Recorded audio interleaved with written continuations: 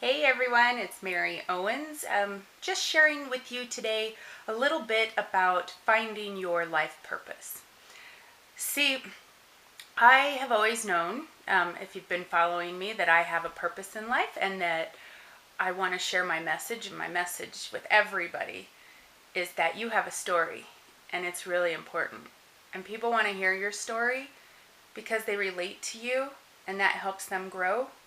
And the more people can grow, the more our society, the more our communities become more of a oneness. We can understand each other better, have more empathy, have more compassion, and really leave something spectacular for our children. At least that's my goal. That's my why. I really want my children to have an amazing life. And I want for you to have an amazing life. So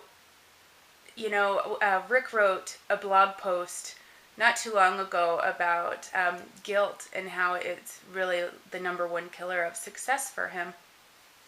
And I wanted to kind of expand on that because when you look back into your past and finding your purpose, usually those moments, those really, really tough moments that are hard for people to share, are part of your purpose. So if that kind of is ringing true for you right now, I want you to think about that. I want you to really sit back and think about what is really painful for you. And then after you've kind of processed that pain, think about how you could help others. How you could help others get through some of that pain, because truly that's your gift. And that is the gift to really the world, because the world needs people to identify with and to have a leader to show them how to get through those painful times in their life, how they've gone from one side of the coin to the flip side of the coin. Because when you really do the work, when you really focus on what it is you need to overcome, say for instance in Rick's last blog post about guilt, when you can let that go and you can show other people how to let that go, at the same time being really vulnerable about the mistakes you've made in your past, it's really empowering for other people. And they want to jump on the bandwagon. They want to say, yeah, I want to get over that too. And nobody really knows this because I've kept it such a secret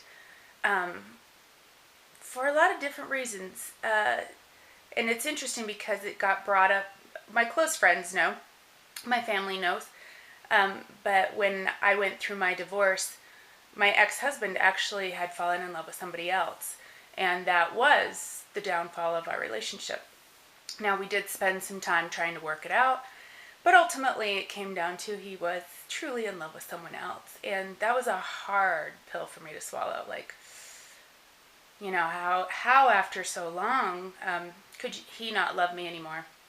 And could our family be falling apart? So somebody brought it up to me the other day after Rick wrote his blog about him feeling guilty about his infidelities with his marriage. And even though he knew that his marriage was over, he did get involved with somebody else. And one of my friends asked me, how does that affect you, knowing that basically Rick did to his ex-wife what my ex-husband did to me? And I had to sit there and really think about it. And I said, wait, Rick didn't do anything to his ex-wife, and Michael didn't do anything to me. That's my ex-husband's name, by the way. In order to really find your purpose and really move towards success, you have to take 100% responsibility in that success. And that means you have to take 100% responsibility in your failures as well. It's the true definition of the law of polarity in action. And I can always give you more information if you want to know about the law of polarity. But it's an amazing law, and it's a universal law. And if you look at it and you really want to move forward in your life and gain that success and find your purpose, really take these pain points in your life, these moments in your life where you, by all means, can blame somebody else and look at your responsibility in it. The reality of it is I played equal part in that marriage falling apart. And I didn't tell anybody other than close friends about what was going on because I didn't want to drag anybody through the mud or make somebody look bad for what I knew deep in my heart I played a role in too. In order for a marriage to stay together and be successful, there has to be passion, there has to be compassion, there has to be partnership, there has to be fun, joy, love, and I wasn't given any of those things to my ex-husband. So, in all reality, and I know I may get some comments back, and that's fine, I understand. I'm at a different place in my life than a lot of people are, especially women or men who have been cheated on. I know how painful it is. I've been there, and I can tell you it is such freedom to be able to take responsibility for that and know that that's part of my purpose in life, to share with people that you can forgive and you can move forward and you can find your purpose in life, sharing with people how you got over that. And the biggest piece of that is taking 100% responsibility.